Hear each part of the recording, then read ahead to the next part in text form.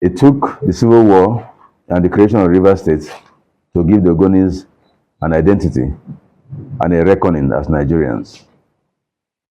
The Ogoni people are free-born Nigerians and are proud to be Nigerians. However, it is becoming difficult to maintain that patriotism in the face of different laws for different tribes of the same country, and a presumptuous feeling that Ogonis are mere pawns on the chessboard, where you use one to kill the other, while the kings and queens and the officers are protected by all means.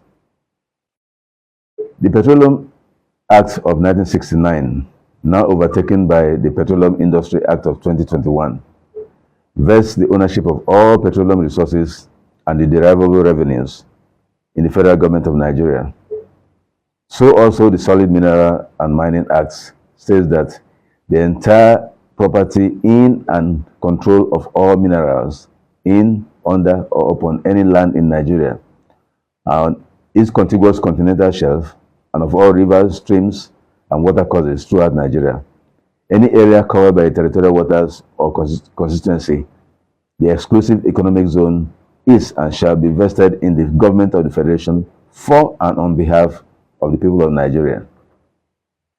However, gold, lithium, uranium mining has been going on for up to a decade now in Zamfara, Sokoto, Nasarawa, Borno, and other states in the north, with the tacit support of the federal government. To the best of my knowledge, there is no address of a gold or uranium mining corporation office anywhere in Nigeria. I say to the best of my knowledge because maybe it is there and I don't know. So the question is, if the solid mineral resources in the north are mined and owned by the states or her private citizens, why should the oil mineral resources in the River State and Niger Delta be owned by the federal government for the whole country? As if the exploitation was not bad enough, the so-called federal government-owned Nigerian National Petroleum Company has now been privatized as a limited liability company, run as a private enterprise, and Akwa Ibom, Rivers, Bayelsa, Delta states, the constitutional custodian of the land of the people in which this oil is found, will have to wait. We have to wait to be given a pittance of whatever is declared as earning after the production cost. Meanwhile, the operations are so shrouded in secrecy that no one even knows how much oil is produced, talk more of how much it is sold for. So I begin to wonder, how does this differ from the operations of the British colonial structure, where our people were made to produce palm oil and the buyers would decide how much they will pay for it, take it or leave it? How much shares does River State government or the Ogoni people own in this company in which stakes are limited by shares? And by the way, the appointment of an illustrious son, an illustrious Ogoni son, as a non-executive director of NNPC Limited is not, it's but a window dressing, as it does not confer any entitlement on the Ogoni people, since he can only receive sitting allowances whenever there is a board meeting, which cannot address the socio-economic and environmental impact of oil exploration in Ogoni.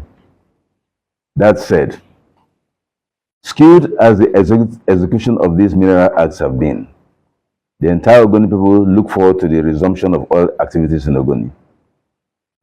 The only difference is between those who want some money in their pockets for the operation to be business as usual, and those who want a total review of the modus operandi of the operatorship based on the realities of today. The land use decree vests all lands within the boundaries of the River State in the state government, and even the federal government requires approval of state governments to occupy any land. By the same decree, the land can only be acquired in the public interest, which interest must include the owners of the land, like in this case, the Ogoni people. However, it must be noted that the price of land varies according to the usage and location. A plot of land in Maitama is not the same price as a plot of land, the same plot of land in Gariki or Wuse. A piece of land sitting on 1 billion barrels of crude oil cannot be valued at the same price as an open farmland anywhere.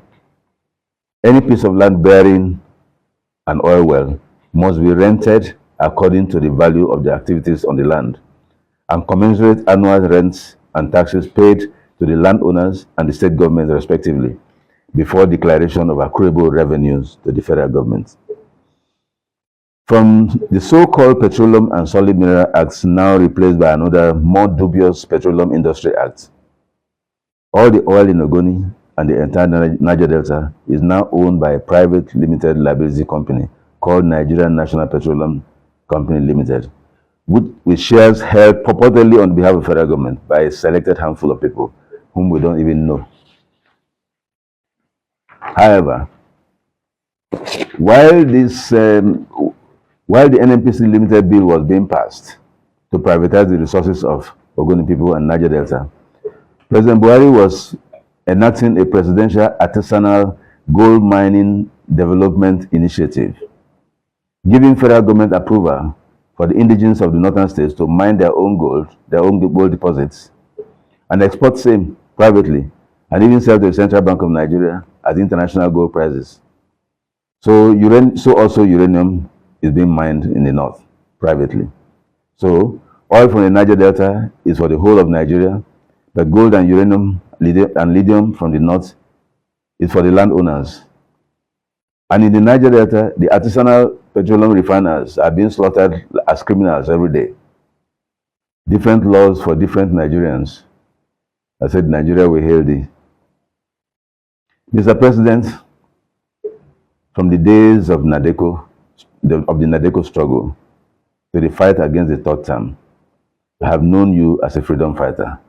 No tribe is less Nigerian than the other. Indeed, the President Buhari executive order on the artisanal gold mining development initiative, though unconstitutional, is very laudable, but it should be applied across the country.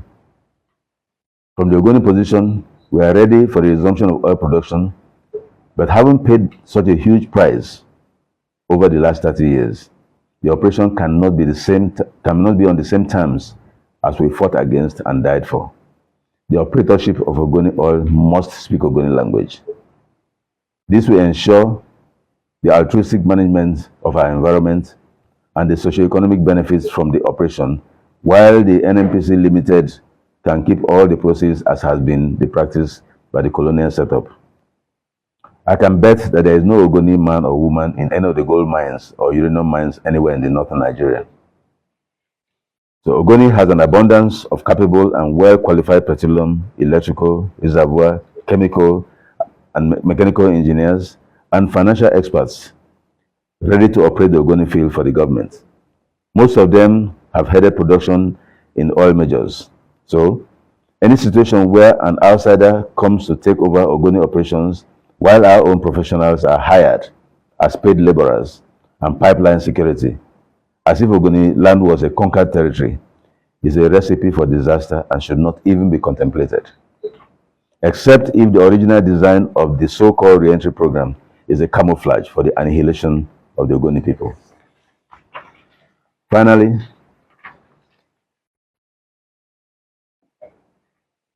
I happen to be a doctor, so I know that the wounds that will kill a man does not have to be on the head or on the main body. It could be on the smallest toe of the leg, but left unattended. If this 30-year-old Ogoni crisis is not attended to, Ogoni might well be the Achilles heel of this British contraption called Nigeria. And let me preempt one question that might be bothering our listeners. We are quoting a 14th century Greek philosopher. When the students are ready, the teacher will appear. Thank you all for your attention. My name is Senator Bernard Birabi, on behalf of the Ogoni people.